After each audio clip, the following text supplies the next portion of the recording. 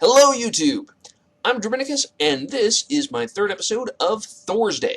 And today on the show I'm going to be taking a look at an old Aztec god by the name of Quetzalcoatl. And I do hope that you enjoy it, so stay tuned for some really neat stuff.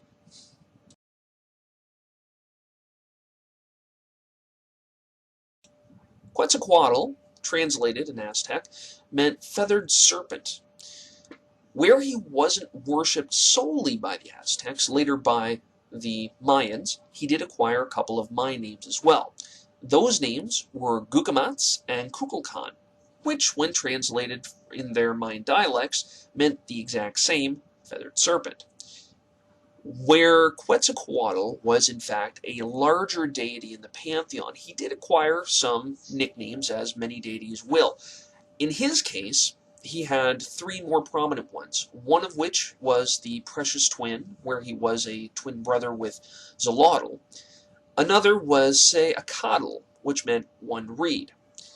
And the other nickname that he acquired was Lord of the Star of the Dawn, which was Tlahuizcalpantecutli.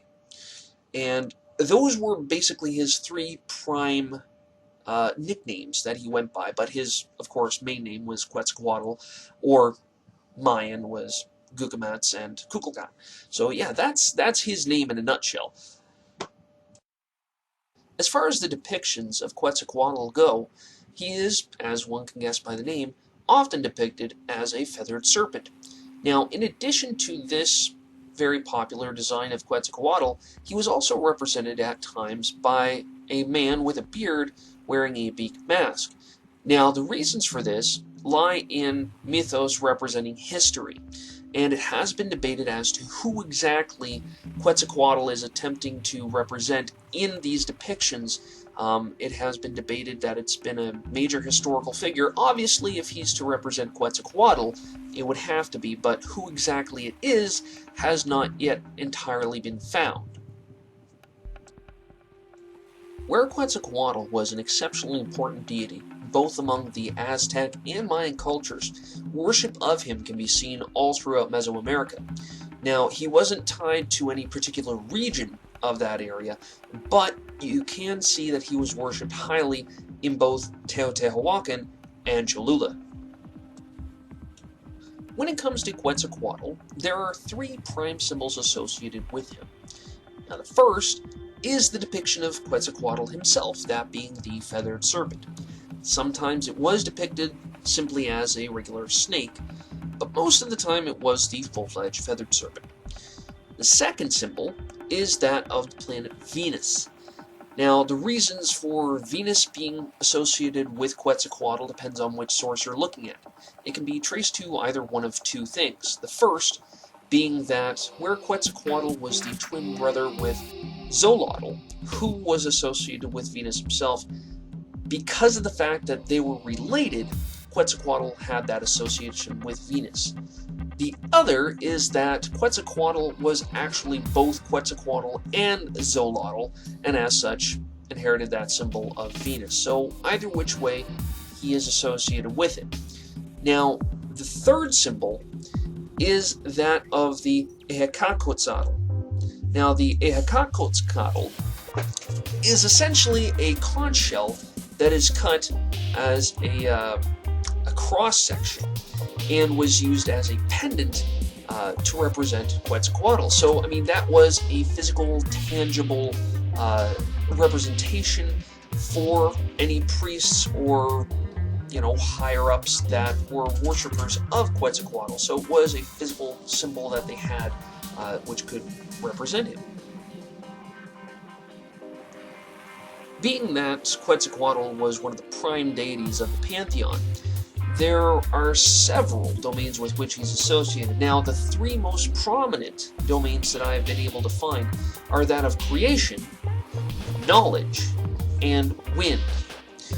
Now, when he is associated with wind, he actually takes on a different name, and that is the name of Ehuican, the wind god.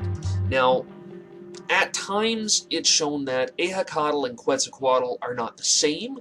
Other times, they are. It's Again, a little bit of a gray area as to whether or not he is both Ohuican and Quetzalcoatl, or if they are separate.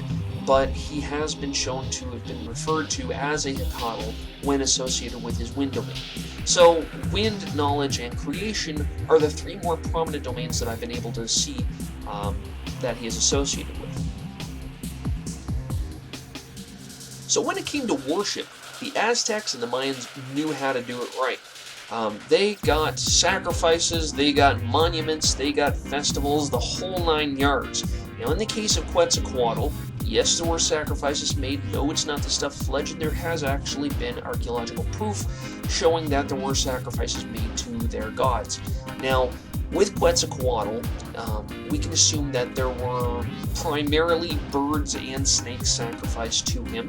There have been birds and snakes found in there because of the fact that he was the feathered serpent, so it just makes sense.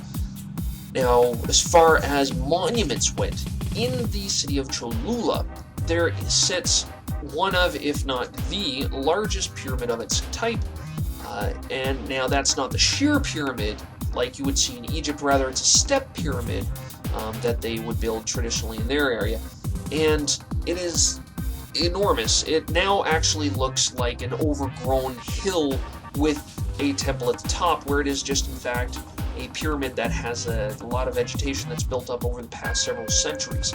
So that is pretty cool. You have this very large pyramid with a big little temple on top for Quetzalcoatl. In addition to these, there were festivals. Lots and lots of festivals. Not just for Quetzalcoatl, of course, but for all the deities, and they had their own festivals at their own times. I mean, it's definitely one of the standbys for worship. I'm pretty sure, without even researching, you could say with pretty well full confidence that every culture had some form of festival for their gods. So yes, Quetzalcoatl had festivals, and he had the big old pyramid in Cholula, and he had sacrifices in Teotihuacan, and that's how they worshipped him, and that's how they liked him. Now, as previously mentioned, in their mythos, the Mayan and Aztec cultures have been said to reflect their own history. Now, I'm not going to focus on that particular aspect. Rather, I'm going to take a look at an actual mythological story, which is the focus of this whole show. Now, in the case of Quetzalcoatl, where he is a creation deity, one of the biggest deities in their pantheon, he does end up bringing the world into creation. So what had happened is that the world was around before the one that we're in currently, and it went kaput. So Quetzalcoatl, with or without, depending on where you look, his brother Xochitl, they go down to the underworld of Mictlan.